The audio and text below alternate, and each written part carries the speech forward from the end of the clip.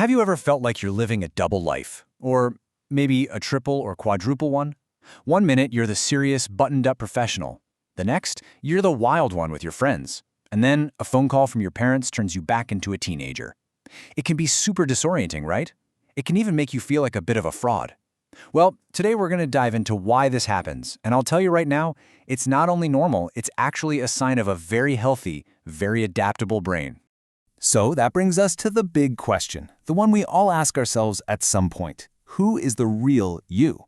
Is it the version your parents see, the one your boss manages, the person your partner knows? Or is it who you are when you're completely, totally alone? To figure this out, let's follow someone through a single day. I have a feeling you might recognize her. Okay, so this is Maya.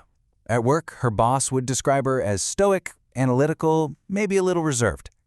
But her friends? Oh, they'd say she's loud, spontaneous, and, yeah, wildly inappropriate.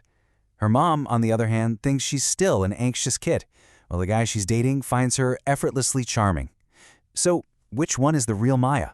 Well, this isn't some kind of split personality thing. No, what we're seeing is a masterclass in social adaptation, a performance that every single one of us puts on every single day. So let's start at the beginning of her day, where, believe it or not, the oldest version of Maya makes a surprise appearance. And it all kicks off with just one phone call. The phone rings, the caller ID flashes, Mom, and boom! Instantly, something shifts. Before she even picks up, Maya's posture just deflates. Her shoulders hunch, her voice goes up half an octave, and suddenly she sounds like she's 15 again. It's like she's time-traveled emotionally and physically. So what on earth is going on here? Well, the answer comes from this really brilliant psychological theory called transactional analysis.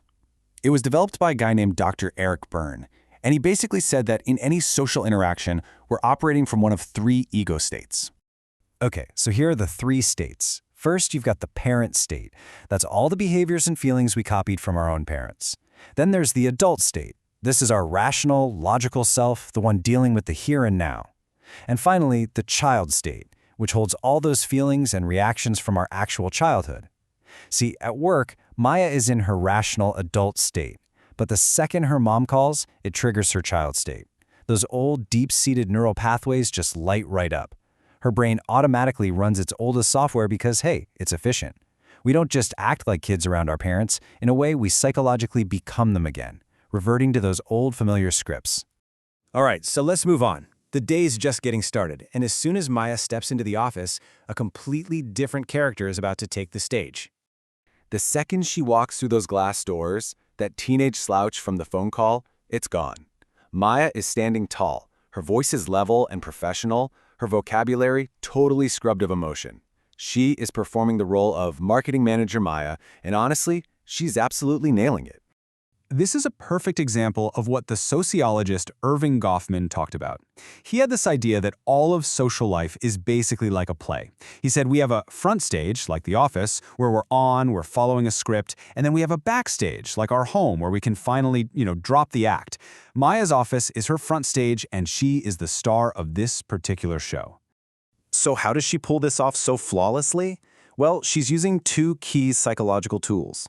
The first is high self-monitoring. She's like a social chameleon, constantly scanning the room, reading the cues, and adjusting her behavior to fit in. The second is code switching.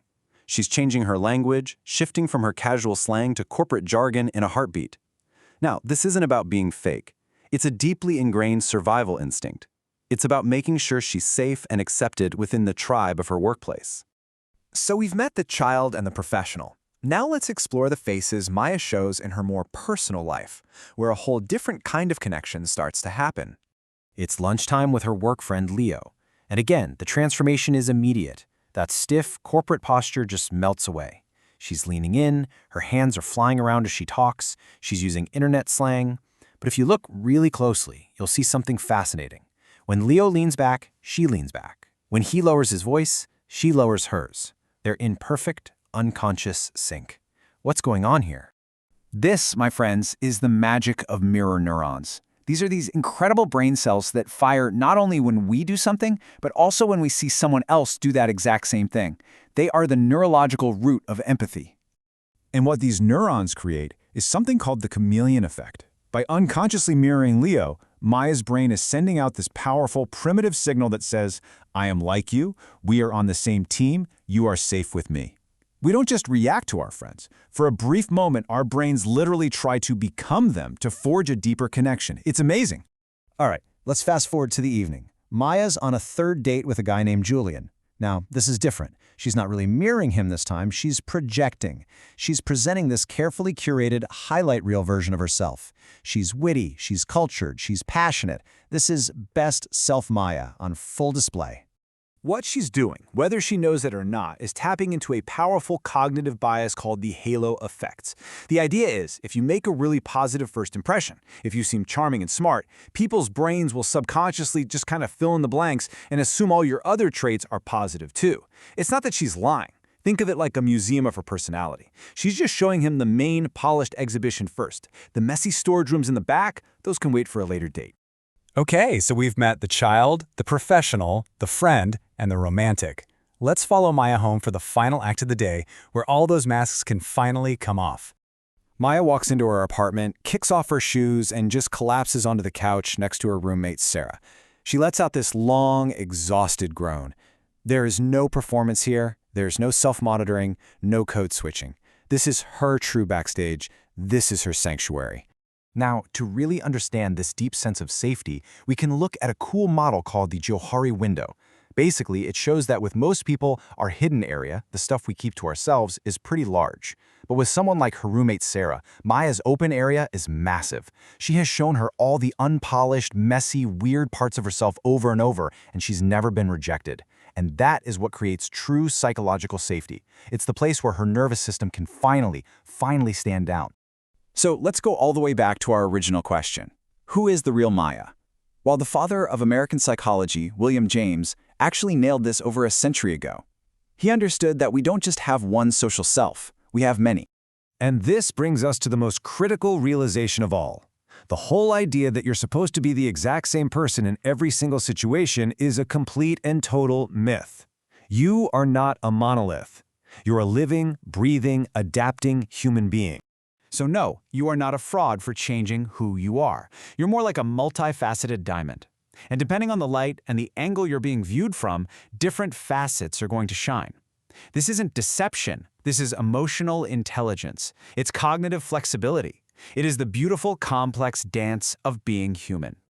So instead of torturing ourselves asking which version is the real one, maybe we can ask a much better question. Which beautiful, authentic, and totally real facet of your diamond will you notice shining today?